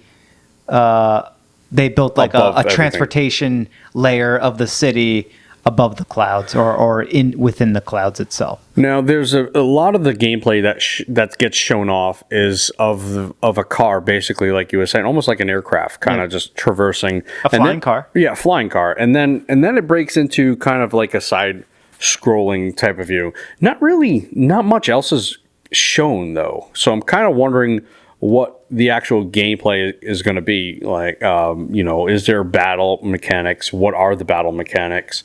What are the characters looking like? What exactly? What else is going on here? And there really isn't. They say there's a diverse range of like androids and AI and humans, but they're not showing that. They're not showing it. And they say that every character has a story, and it takes place over the course of one night. The entire game. Well, that's what it says right here, right? All right. And in the course of one night, I guess that's the name of the city, everything will change. Well, we'll see. We need more, honestly. But visually, it looks really, really cool. Yeah, it's voxel, I guess, or at least the title of it looks voxely. The actual gameplay, so there's the title screen, not title screen, but like the logo art, the sort of snapshot of the in-game, the prettied up stuff, potentially conceptual. And then there's the gameplay footage, and there is a difference. Oh, yeah. Oh, definitely. This looks way more interesting. This title shot over here, this little bull shot, an old term that I'm throwing out there, versus this over here, this in-game footage, in-engine footage. It's there is a key difference. I mean, it's also like this little tiny dinky little video at not good quality, so maybe it is as voxely pretty looking with dynamic shadowing going on as the bull shot. We need more. We definitely need more. We need more. That's for sure. Fire Emblem Three Houses has been updated to version 1.20. The DLC! The DLC is upon us. Have you played it? Cinder chatters. No. Now, I don't plan on... I don't have the DLC. I never planned on getting it. I just put so much time into that game. I really... I find... I've got so much other stuff to play. I really find it hard to get back into it. Had they come out with this maybe a little sooner, I think maybe I would have jumped on that. It's just... I can't do it. I think they actually released it within a very reasonable time. It hasn't even been a year yet, and they released all of their DLC that they said that they would for the season pass. And for a game like Fire Emblem, yes, it's very, very lengthy, but the replay value of it is super high. You beat the game just once, you know after beating it that you can play the game again. Right. And if you were to beat it again a second time, you know you can do it again because this is Three Houses, not one or two. Well, now houses. we got 3.25. Yeah, 3.5. But here's the thing though, like I can certainly play as a different house. That's not the issue. But essentially, the only thing that's changing is some of the story beats. No. This. I'm not talking about the DLC. I'm talking about if yeah. I was to just replay it without any DLC. The only thing that's changing is the story beats. The gameplay is essentially the same, so that is still kind of repetitive. So I couldn't imagine playing a game for 300 hours, basically, or 100 hours. Let's just say each house is about 100 hours. Well, that's why I think the best way to do it is in subsequent or even your first playthrough, just turn the difficulty all the way down to as easy as possible. To just blast through, to get through the story. Not to experience the story and to get through the combat. Yeah. Because the first time through, right, get that combat challenge, right? It's awesome combat. But at the end of playing one playthrough, like you got your fill of that combat system. Right. It's not really changing up too much. Right, but that's kind of my issue. Is just I don't want to have to replay that entire battle system because it is very repetitive. Which is the only drawback I thought was in that game was the battle mechanics were just very competitive, or the battles. Yeah. Which is why I say turn down the difficulty when you want to step into this DLC and another playthrough. This DLC you can access separately. Yeah. And then once you beat this DLC, those characters, the Ashen Wolves, will appear as recruitable characters within the main playthrough, whether it be your New Game Plus or your original playthrough, as long as you haven't gone past part 1. Which is pretty cool. Yeah, that's awesome. But I think for the most part, like, without starting over, everyone is kind of past part 1. Also, don't disregard, like, this was a season pass of DLC, so you did, as playing through this game, you did get some nuggets, some useful bits of DLC. Sure. Playing through the game. But I got to pet the cats and feed the dogs some fish and stuff like that. But something as substantial as this, you would have wanted that kind of earlier on. But I'm not saying that they would have done that or should have done that, but that's kind of how I would want it. I would want something like this a little earlier on, because the chances are, like I had said, people are past that part 1. Yeah. And this is kind of either their second playthrough or this is a standalone. Yeah, this is certainly for second or third playthrough. And it is a standalone, so no matter what, you can still access it separately, and you never have to go through a second playthrough if you don't want to. Right, you can just... But it's not worth the season pass price to just play an 8 to 10 hour I think it is. bit of it. I think it is. You think so? Well, I just think overall, if you look at the Fire Emblem Three Houses game as an overall package, Yep.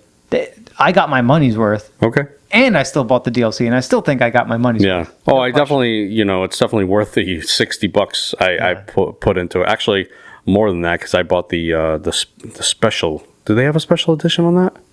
They did, yeah. Yeah, I have that.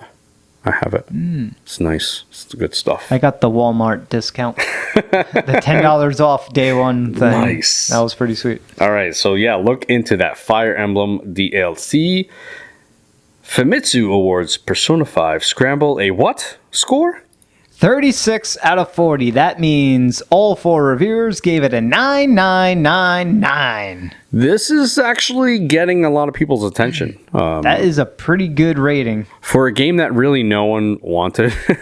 No one seemingly wanted. Well, yeah, no one seemingly wanted, but now people are kind of jumping into it a little bit. Now, this is one of those, if you're not familiar with it, Persona 5 Scramble the Phantom Strikers is one of those Misu types of games. So your Dragon Warriors, your Hyrule Warriors, your Fire Emblem Seemingly Warriors. Seemingly it's one of those, but in actuality... You're right. It's a little more RPG influence, would you say? Way more. It's certainly an action combat system. Sure. But you have party members. Ooh. You're fighting enemies. It's almost like a hacky slashy. Well, yeah, that's almost kind of the brand there. Yeah. But not with at least some of the gameplay footage I saw. It didn't have like gratuitous amounts of enemies being thrown at you. Maybe I was looking at a boss fight. Let me pull up some video. But I mean, in all regards, though, these types of games aren't really something that I'm interested in. Although we were just talking about this kind of beforehand, I am interested in getting Hyrule Warriors for the fact that it is kind of Zelda related, and I think I would maybe like it because it's got Zelda characters, and I know the characters. But for something like this, I think if you know the characters, this is going to be something that's kind of way right up your alley. Well, also apparently what I heard is that this story of Persona 5 Scrambled is actually a sequel to the events that happen in Persona 5. Ah, well, there you go. Okay. So it's actually... I hopefully you don't have to play through the original Persona 5, right? Because that wouldn't make any sense on the Switch version. Mm-hmm. But look at this; it has the whole you have a house kind of thing. It has this little hangout hub area elements to it. A lot of this is in Japanese, so I don't know what's going on. But it looks like that's an item system, an inventory of sorts. Let's see if we can get some combat stuff going on over here. Oh man, these menus are going fast. I see some levels, some experience, the different damage types going on here, skills that you're going to be acquiring. So, kind of bottom line is, don't sleep on this. Maybe go. Maybe that looks sort of boss-ish. Those aren't bosses, though. Those are not bosses. No, those are not. Those are just regular enemies that you will fight as you go through certain dungeons. Okay. So it looks like you got locked into a combat arena-esque amount. Locked is a harsh word, though. I don't think you were actually locked, but this player seems to have just stood there. Look at that. The camera's nice. This world actually looks kind of cool. It looks actually more interesting than Persona 5 itself. It looks like Tim Burton, like a Tim Burton world to me. What I'm saying is how it's sort of laid out. Oh, I gotcha. Because the world in Persona 5 was just... It wasn't as well put together. I went through the castle environment one, that dungeon, and it was kind of meh. Okay. As far as like control of your character running around through it. Let's see. You got your health, you got your SP, which is your mana essentially, your skill points. You're doing group-based stuff. You have your 4 party members. This is looking good. Okay. Look, the other party members are around. You can see them on the mini-map. You getting it? No. I don't know. If it reviews really well, I might check it out. Okay. I might check it out. Maybe wait for sale for you. It's looking good, though. All right. It does look, like I said, I'm generally not into those types of games, but this is it's a little different. You do not see, so far, we haven't seen any, like, 100 enemies on screen. No, it just looks like any other action RPG. Yeah. To me. Absolutely. So, yeah, very cool. And it's being reviewed pretty well. And this kind of like links into their survey with potential Switch ports, setting kind of, with what we had talked about earlier. Basically, they sent out a survey, all that port begging type of stuff. Anyway, we're moving on to a listener question. This is from Hedge Knight Mike on the Discord server. What are you most looking forward to getting a first look at / hands-on experience from PAX? He's got 2 questions. That's part 1. I know what you're most looking forward to. What? It's probably Baldur's Gate. You got me. Is it? Oh, yeah. Did I nail it? No, well... Or Trials of Mana. I was going to say, it's 1A and B. It's Trials of Mana and Larian Studios with Baldur's Gate. And I was actually on the fence. Now, I did play Wasteland 2. Wasteland 3 is going to be there. Man, I had a tough time with Wasteland 2, but Wasteland 3 just looks a little bit better. So As it should. So I'm kind of interested in what they've got to show us. So that was another one, but mostly it's Trials of Mana and Larian Studios with Baldur's Gate 3. Nice. What about you? I have no clue what I'm looking forward to. You've been too busy planning. I'm looking forward to players playing my game. Yes. But other than that, I am looking forward to the indie section. Yeah. Whatever it is. That is really one of the, if you're going to PAX and this is kind of your first trip there or whatever, don't go in line for the big games. Yes, they're really fun and exciting, but you're wasting just so much time. Like, get on the indie floor, get in the smaller games area. You get hands-on almost instantly. Yep. And you talk to the actual people who made the game. Yeah. Like, you go play Final Fantasy VII Remake. Yeah, it's cool and all. That game's coming out in a month. And you get to talk to nobody who cares about the game. You're getting to talk to people who they just hired off the street, basically, to kind of run the ropes. But you go play, something by a smaller developer, you're actually talking to the people that made the game, who are very passionate about the game, who want to connect with you in a way that is so very different than one of the other guys at the bigger developers. So yeah, that's just the way to go, without a doubt. Yeah, absolutely. So that is what I'm looking forward to, is just finding the next awesome game that I can really get into. I think a couple PAXs ago, maybe 3 or 4 PAXs ago, I played Chasm for the first time. That was I think that's on the Switch as well. Yep. And that was just awesome. That was it, because I think I knew about it or played the PC demo because it was a Kickstarted game, and there was an initial PC demo many years ago, and I played it. I'm like, oh, procedurally generated Castlevania. Yeah, this is going to be awesome. And then I got to play it in PAX and talk to the person who made it. Right, and that's the cool thing. Again, another story to kind of hype on that is Axiom Verge. I remember when that game was initially thought of, or whatever, you had the developer, the one dude who initially developed everything, kind of a makeshift table. Yeah. It was basically a pull-up table, and he had his game running on a TV, and that was it. And you were actually talking to the guy, the one dude who made that game. And now he's a little iconic, I think, at this point. Everyone knows what what he's done. Thomas Happ. There you go. Like See what I mean? And he's working on Axiom Verge 2. Yep. And he got that on a Nintendo Direct, Direct, as I think the finisher. Yeah. That's awesome. That is awesome. From a dude who was sitting at a makeshift picnic table, I don't know, maybe 6 years ago, whatever it was. So yeah, those are the opportunities that you just really don't want to miss out on. All the games that you wish, hey, Nintendo, why haven't you made a true F-Zero game, or a true Punch-Out game, or a true Star Fox game? They're getting made, just not by Nintendo. Exactly. the indies pick up the slack. If you ever want to play, for example, Mega Man Battle Network. Oh, yeah. Right? There was an indie game that we just looked at not too long ago, which was inspired by Mega Man Battle That was Network. the one step ahead, right? That was the one step ahead, yeah. Yeah. So, yeah, there you go. These indie games fill in those voids. Absolutely. So, yeah, thank you, Mike. Oh, I'm sorry. He had another question. What limited edition paint job do you want for the Switch and Switch Lite? We just got an Animal Crossing one for the OG, and the coral pink color for the Lite was shown. But he wants a Zelda or Metroid themed.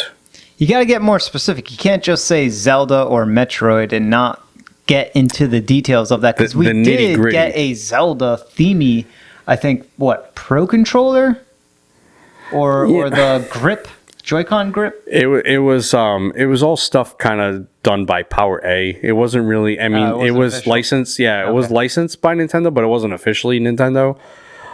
So, I mean, for controllers, Pro Controllers, you have Xenoblade, you have some Splatoon, you have Smash Brothers has a Pro Controller as well as a GameCube type of thing.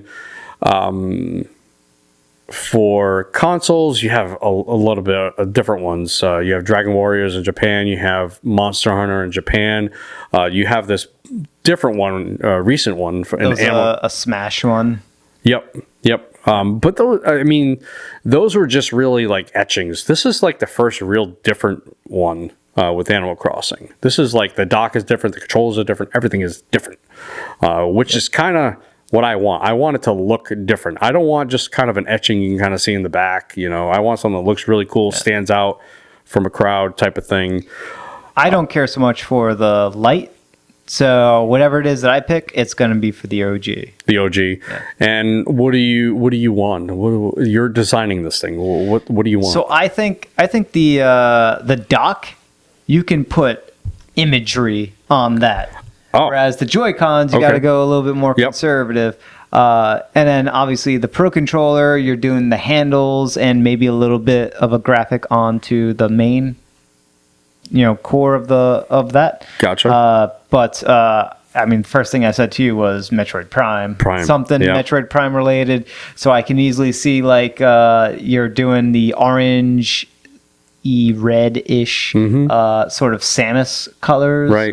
So when they show us a little bit more Metroid Prime, we can get a true Varia suit kind of colorization. I wouldn't mind like the Zero Suit Samus color, that neon type of blue that she has there, that shimmery blue. You know what?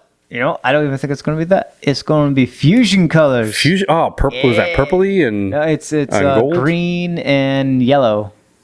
Oh. Or like teal. It's like teal. That's hideous. But like a slight green yellow. No. The fusion suit's amazing. You know what? I would love to have that. You've been fired from deciding colors on consoles and docks. You're fired. It's just what it is. All right, but you know what my second one was, which I told you earlier. Right, and this is kind of the one I agree with. Yeah, is a fully gold speckled, like golden Joy-Cons, golden dock, maybe an etching in like black or whatever of the Triforce, just Zelda style. Just Zelda-fy the thing. Yeah, just gold cartridge, but Switch dock. Done. Yeah. Bingo bango. We don't have to think about it anymore. Put a Triforce in it, Master Sword somewhere in there. There was actually I forget where I saw it. I think it was on Twitter where someone had made a Switch stand, and it was sitting in a rock with the Master Sword behind it. So if you remember that special edition that came with Breath of the Wild, it was similar to that thing, but the Switch sat on it, so it was just a Switch stand. My thing is, you make that rock the dock, and you're putting it in there with the Master Sword, and you got the Silent Princess flower right there. That's what I want. So you just have a brand new molding. Yeah, I don't want dock. I don't want a plain dock. I want something that like the dock is made out of a rock or something. Oh, if we can do that. Oh, yeah, I can do that. All right, then I'm changing my answer because my dock is going to be a Chozo statue. Oh, jeez. And you put the Switch inside of it, and the Chozo's holding on to it. That's my dock. That would actually be cool. So we Hedge Knight Mike and us, we all have the same ideas. But mine was a little. I want the different molding out of this thing and just putting it in there. Yeah. I want my aliens-inspired Chozo statue holding my Switch. Because I mean, if you're gonna make me put this thing on my console, this ugly looking, it's got no, like it doesn't look like anything. If you're gonna make, it looks like a toaster. It's stupid. I don't want a toaster on my entertainment center. Give me something that looks freaking visually cool. And you pick a rock. I pick a rock with a Master Sword behind it. Yes. Okay. Yes, that's what I pick. Well, wait, has there ever been a Zelda game where it was just a rock? It's not just a rock. No, yeah, that's what I was getting at. It's actually like a shaped stone, right? Like a carved, almost like a marbled, right? And stone. So it's not like a regular rock, right? You're saying a regular rock. No. But there's never been a Zelda game where it was just a regular rock, right? No. All right. So why are you saying regular rock? I'm just saying, like, you know what I'm talking about. So a stone, like a pedestal. Could be a pedestal. I mean, it could. Maybe why couldn't it be just a boulder or something? Because that would be like Sword in the Stone and not Zelda. All right, fine. Give me a pedestal. Fine. That'll work just fine. Okay. But anyways, my point is, you know, give me some flair on the actual dock. I mean, colors are perfect. I don't mind. I don't care what color you put it in. Give me some dock flair. Yeah. Dock flair. Statue. Hashtag dock flair. Anyway, thank you very much for those questions. Oh, you know what else it could be? Oh, here we go. What do you You've been fired. Am I going to rehire you? It could be Yoshi, and you socket the Switch into Yoshi's back, so the Switch is riding.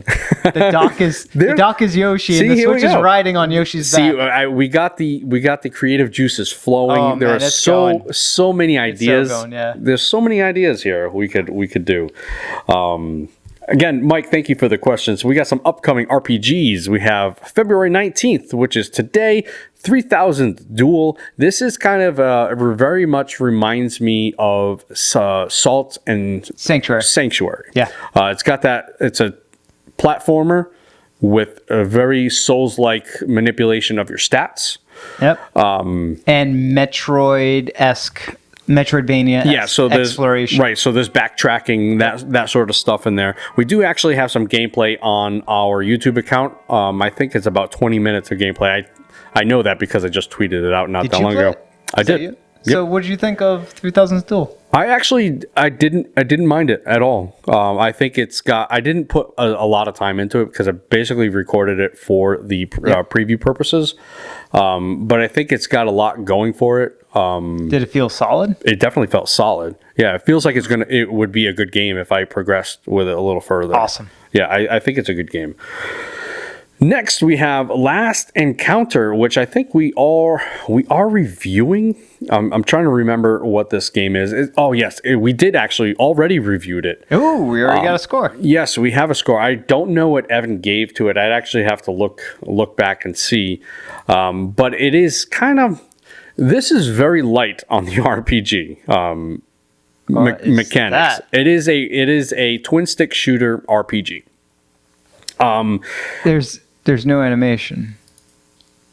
Oh, it's because I have it paused. There we go. Yeah, it's a twin stick shooter RPG. I think he had trouble finding a lot of the RPG mechanics into it. Now, a lot of these developers and publishers, they'll put tags on the Nintendo Switch eShop for RPG, and I think that just drives a lot of traffic towards them for them, and that may have been the case in here. It is a very popular genre, although I'm actually kind of a fan of these style games. Space shooters, but with customization. It looks like this one's big on multiplayer too. Mm-hmm. and like weapon upgrade systems and stuff like that. Like I like that stuff. That stuff's cool. Yeah, I don't see the RPG, but no, and I again, I don't know what Evan gave for a score, but I think this game's around, says it right there, $15. And that's February 21st. Another February 21st title is Nighton Plus. If you want a Link to the Past clone, you want to play Nighton Plus. This game, as soon as you see screenshots of it, you're looking at a Link to the Past clone. It is without a doubt that. So I'm not sure what other play style it is. Oh, yeah. But that's what it is. Nighton Plus. Oh, look at that overworld. It almost has like a Mario 3, not Mario 3, Super Mario World overworld. Oh, that sword swinging is so slow. Nighton Plus. So then we have February 21st, a game that's a little bit different than I think we've ever talked about here, called Seal Fledge, a daughter-raising simulator. Interesting. We are covering this on the website. I think Allie is covering this. This is basically, it's what I said, it's a daughter-raising simulator. So it's kind of like you're having conversations with people. And as you're having conversations with people and you're raising your daughter, your choices influence how your daughter comes out or is. So it's got a pretty kind of cool art style. I think it's maybe the cinematics are better. The art style is it's not that good. Well, it's not bad though. That's the big thing. No, it's not bad. And they do tie it very well with the UI. So the UI actually does look good. Collectively it fits. Mm-hmm. The character designs and the quality of those characters, not so good. Well, here's my thing with the characters in the game. There's a lot of mix and matching. So you'll have one anime style, and then you have a chibi style, and then you have a different style. So there's a lot of different styles in one game. Well, all right. So that's sort of the presentation of a character. But if you look at like the artwork, it's the types of colors being used, the line work that's defining the silhouettes of the character, as well as the detailing of the character, the thickness of that line work, the color of that line work, how the lines itself are not they are textured in a very slight degree, and that texture is applied to the shading of the characters and of the environment too. So it has been done in a holistic art style way. It's not like great for character design or anything like that, and it is on the simpler side, but holistically, I think it's pretty well executed. Okay. I just wouldn't praise it. No, I wasn't praising it. Oh, okay. No, I wasn't praising it. I was just it's not a game I've ever seen something. I've never seen a game like this before. This reminds me of the Newegg way back when. Newegg.com? Yeah, Newegg.com, when they had a whole bunch of... Is it Newegg? No, not Newegg. Newgrounds. Newgrounds. I thought we were buying PC parts. Okay. I had no idea what was going on. It's been forever since I went to Newgrounds, but Newgrounds, was a whole lot of like sim games like this, where you are... I mean, this screams sim game stuff where you have a character. Now, a lot of those were like dating sims were very popular on Newgrounds, where you would have a character and you would level up your stats, however that may be, but you only had a certain amount of time or a certain amount of actions that you could do in a day. So those time management on a day-to-day basis, and you'd grow your character over time by doing different activities according to however you do, and you'd interact with individuals.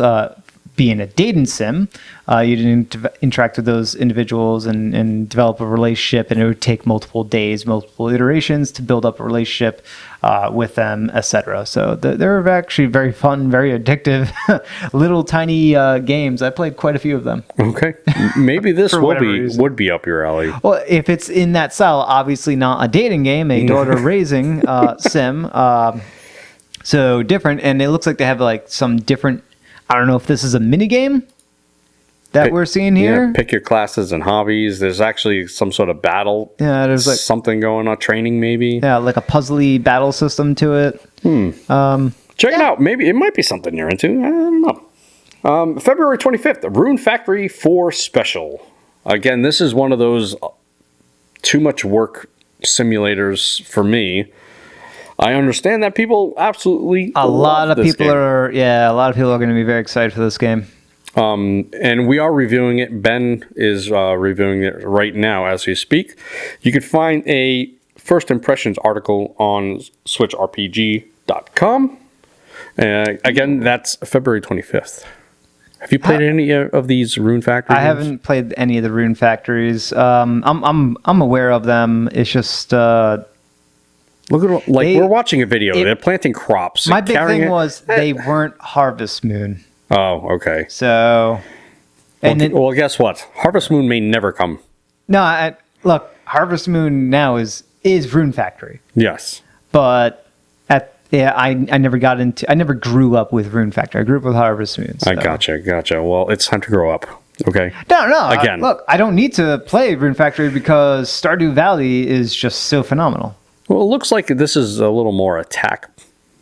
Well, there was this one is more about the dungeoneering, exploration, crafting system of that. There is the farming elements, which you can harvest some of the the monster parts that you get with that. It is. Look, Stardew Valley does this stuff too, except Stardew Valley is not as combat intensive as Rune Factory. So if I had to say where Rune Factory would have a leg up, it would be on the combat. Right. So yeah, that is February 25th. Another February 25th title, Mega Man Zero ZX Legacy Collection. Didn't this come out already? I don't think so. This is coming out on the 25th, Johnny. That's what my iPad says. Okay. That is, but man, I could have sworn these Mega Man Legacy collections. Oh, there are so many Mega Man collections. And I'm going to be honest, I don't know how this falls into the RPG category. Because advancement? Well, Mega Man, actually, if you think about it, there is character progression in Mega Man. Yeah, I mean, with every time you defeat a boss, you get their ability. Yeah. Whatever. Anyway, that's just. But there's no NPCs. There's no one to interact with other than Dr. Wily. Not true. It is very true. No, it is very true. Yeah, you're right. For another February. Why is that showing up? I have no clue. Another February 25th title is Broken Lines. This is a World War II strategy tactical RPG. Oh, no trailer. No trailer. No trailer. Shame on you. But I mean, I don't know if it's got. I don't know if it's got the overworld like XCOM does. Again, these definitely tactical. Yeah, all these games get brought into the XCOM category. I don't know if it's got that sort of overworld. But it's definitely a tactical strategy RPG in the World War II. I think they call it alternative World War II. Ugh, these graphics are bad. They're different. Why not just go with 2D art instead of bad 3D? Well, they went with almost like a comic book or kind of caricature. Yeah. And they could have applied that throughout the rest of it with some nice little sprite work, but instead they went with like very low poly. I think this is probably this is a port of a mobile game. It's a possibility. Because just seeing very low poly 3D objects just screams mobile port. It's a possibility. And they definitely have the 2D art talent, because the character artwork, right? The portrait, the conversation artwork, yeah, it looks good. Looks really good. It's just when you get into the actual field, the actual battlefield, it looks a little. Something looks off. It needs a little more detail there, maybe. It does look like there's a little bit of a metagame to it too, because you have to worry about, I guess, your squad composure. You have some salvage and some supply stuff. So maybe there's some resource management. Some of the metagame is resource and squad composure, whatever that means. Some management of that, and there's certainly an inventory. Mm-hmm. And then you go into sort of tactical combat. Yeah, this could be a good game. We'll see. Yeah. And then next on the list is I'm not sure what to make of this game. Wanderlust. Is it Wanderlust or Wanderlust? Wanderlust? I'm not sure what it is, but essentially, it looks like a giant commercial for like a travel agency. So I don't know what this is. What? I'm gonna be honest with you. There's an airplane. So basically, you're traveling from area to area, and you're. I don't Not even, actual gameplay footage. They just took like commercial footage, like B-roll footage. They're using it in their trailer. obvious. Yeah. What is this? Like drone footage. This is crap. No, look at the screenshots. There is screenshots here, if you can, please. Here's some gameplay here. Oh, that's cool looking. Right, but I don't know what okay, That's such a misleading trailer, though. very misleading. If you can, What is this? pause. You're essentially traveling, and you said it showed you had like fatigue and everything. I don't even know what to make of this. It's called Wanderlust Travel Story. So It's a tourism simulator. Yeah, yes, that's basically what it is. Like, yeah, you're basically going from place to place, and your experience. So, for example, there's the beginning. You go to Antarctica, and then you experience stuff there, and I don't even know what exactly you're experiencing. It is a game I've never seen anything like. It's almost like more of a text RPG. It is a lawsuit waiting to happen. They lifted so many Stock footage. photos, like actual photos. They have lifted from. They did some heavy Googling. There's story elements in here. This is an adventure game. It's not an RPG. It's like a classic adventure, but presented in a very cool way. I like how they presented it. It's almost like brochures. You're looking at travel brochures. Yeah. It's really you got like story stuff, sort of descriptive text as to your adventure. There is some potential. Did we see dialogue choice? Yes, there was some dialogue choice there. Not in these screenshots though, but it looks like there's some very basic dialogue choices of how you want your adventure to continue. It's very light. Very light. It's very light. Wanderlust Travel Stories. Take a peek at that one. They better have some really good lifted screenshots. What I also want to know, photos. I'll have to look maybe at some other trailers. Maybe there's some other gameplay trailers. Like, is there voiceover on that? Like on those that text there? Oh yeah. If it's voice acted. Yeah, that would be really really cool. But I don't know. I have no idea. It's interesting. The presentation is cool. Yeah. Just from that alone, I wouldn't fault people for checking it out at all. Check it out. It might be something you like. That's February 27th for Wanderlust Travel Stories. And then we move on to kind of our main topic area. Now, you brought up the story that Disney wants game developers to reimagine some of its franchises. Yeah. And by Disney wants, what that actually means is Disney went in front of a whole bunch of people at DICE and at the 2020 DICE Summit and told everyone, all the game developers, this collective of game developers that were there, and said, hey, Disney wants more video game representation of our franchises, so why don't all of you kind of reach out to us? It was sort of like, what company did this? There was a couple of companies that said, hey, we want to expose ourselves more. I think Nintendo kind of said this. Yeah, well, the opposite way, though. I think they were approaching Hollywood and waiting for some ideas. I don't know about this way around, though. Yeah. But Disney wants to go back into games. They want to have more representation into games. Maybe they're upset with how EA has handled their Star Wars. Yeah. So Star Wars is kind of an issue. Or maybe Star Wars has made them see the light because of all the profits that they clearly got from. Well, Battlefront was a problem. I think was it the fall. It was also a profit though. Fallen. Yeah. Well. A huge profit. I'm sure it was. 1 and 2 and Fallen Jedi Order or whatever. Right. That one actually is a pretty decent game. In the recent Star Wars history, video game history. Now then you have kind of your mishmash of Disney stuff with Kingdom Hearts. Now also made them pretty good money. I mean, probably not making up for the very lengthy development cycle. No, very, very lengthy, yeah. But that game sold really well. It was one of the best sellers of last year. Now, what I'm more interested... Now, we also did have Aladdin and Lion King, kind of a remake... Port, yeah. That I don't even really count.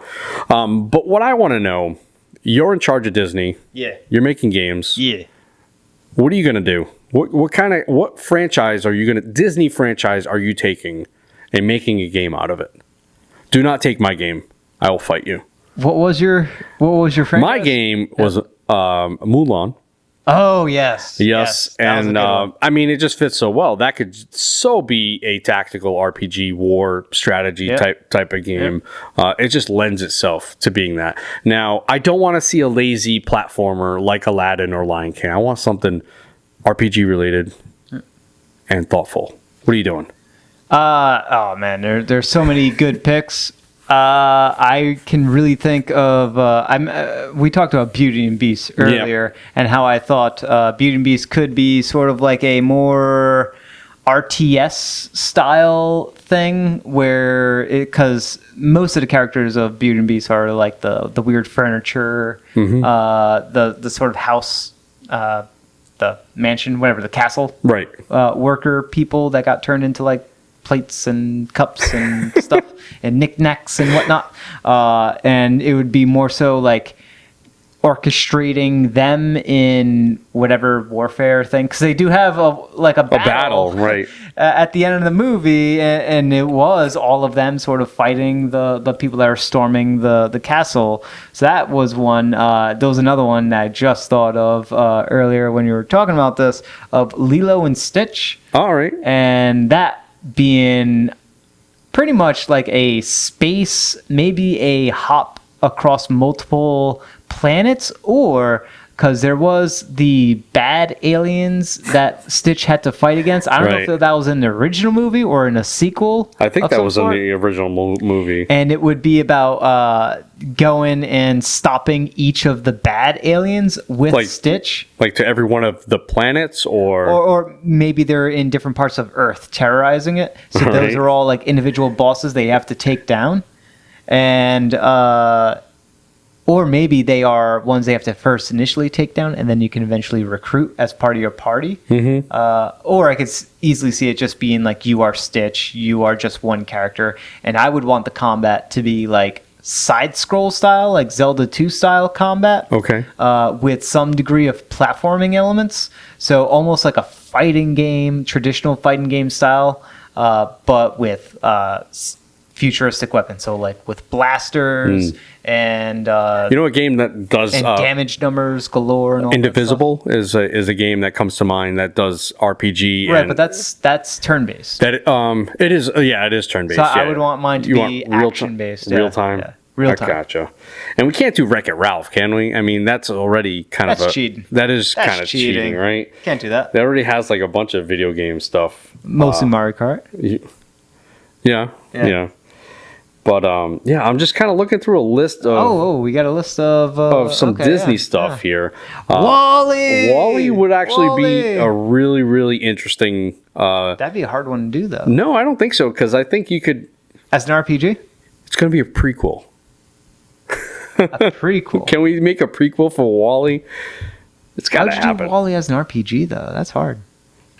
Well, you got Snow White. You could totally do as an RPG. Are you kidding me? With Snow all the party members there? Yeah, the 7 dwarves. That's it. They're each their own party member. You give them their own class. Their own unique abilities. Yeah, each class has a unique ability. Like Happy, just I don't know, what does he do? He can charm the enemy. Charming, nice. Yeah. Let's see, there you go. So I think Guess that Sleepy could work. does. Hercules would work. That's an easy one though. Oh, I That's picked easy. You skipped a good one. Pinocchio. Pokinocchio. Pinocchio. Okay. How would you do that as an RPG? That is an adventure. That Pinocchio meets Xenoblade 2. What? They already have the big whale. So wait, They already have the whale. Would Pinocchio be the blade?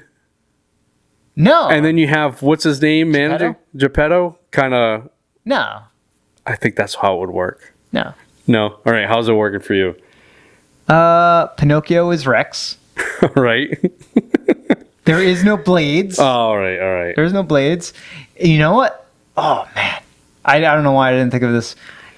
Pretty much all of these games could be done in a Paper Mario 2 Thousand Year Door style. Yeah. Like just All of them. right, all of them. All of like them. you take that game and throw Disney, Skin on it. Yeah. skin on it. Yeah. Yeah, that would work. So Solid. we want to know what your thoughts are. What Disney franchise would you take and make an RPG out of it, and how? But Pinocchio, whale, mimic what they did in Xenoblade 2. So you're in the whale, You're in the basically. whale, you can see through its skin and all that stuff, right. like that beautiful Titan. Inside whale thing. The whale Titan. Yeah. So that is actually going to do it for today's episode. We want to thank everyone who sent in their questions, or thank Mike. I got it right there. All right, there you go. all of it? Sorry, guys, I got a script. That's going to do it for today's episode of the Switch RPG podcast. Thank you so much for listening, and thank you for everyone who sent in their questions. Keep them coming. Remember, you can listen to the show each and every week, mostly every week, at switchrpg.com, or you can subscribe on your favorite podcast app. If you listen on an app, give us a review. What are you waiting for? We want to climb up those charts. So your support there would be amazing. And finally, remember, you can head over to switchrpg.com for all your RPG needs on the Nintendo Switch. Until next time, goodbye. He says goodbye. See you at PAX.